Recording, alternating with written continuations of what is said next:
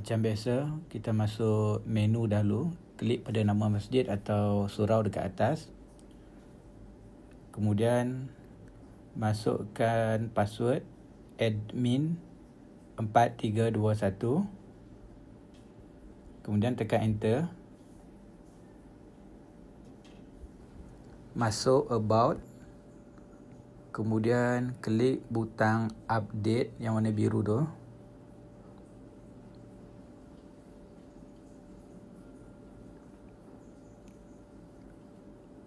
Kemudian tunggu sekejap.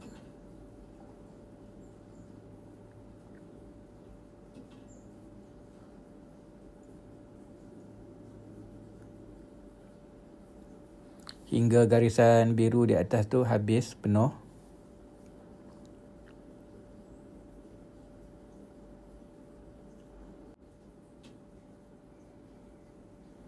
Kemudian kita klik Prayer TV yang ini.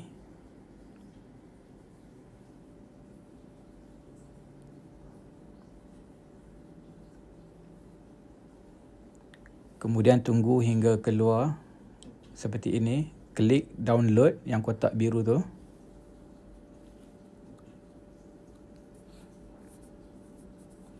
Klik download anywhere.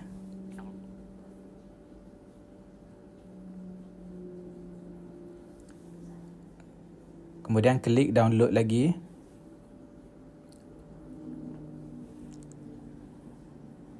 Kemudian klik OK.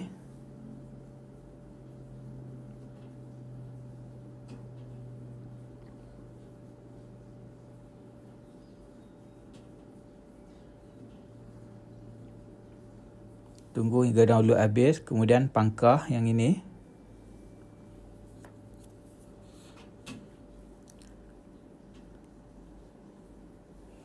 Sekarang guna keyboard, tekan butang back yang seperti ditunjukkan.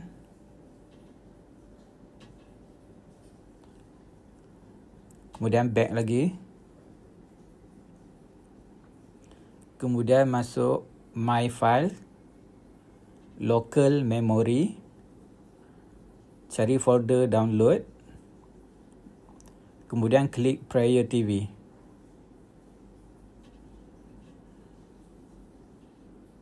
Kemudian klik install. Tunggu sehingga habis.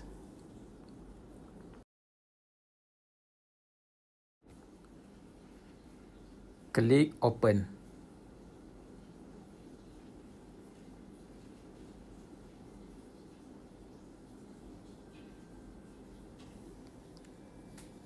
Kemudian untuk semak semula, masuk balik menu tadi. Masuk balik password admin 4321. Enter. Klik balik about. Semak version di sini. Version yang terkini.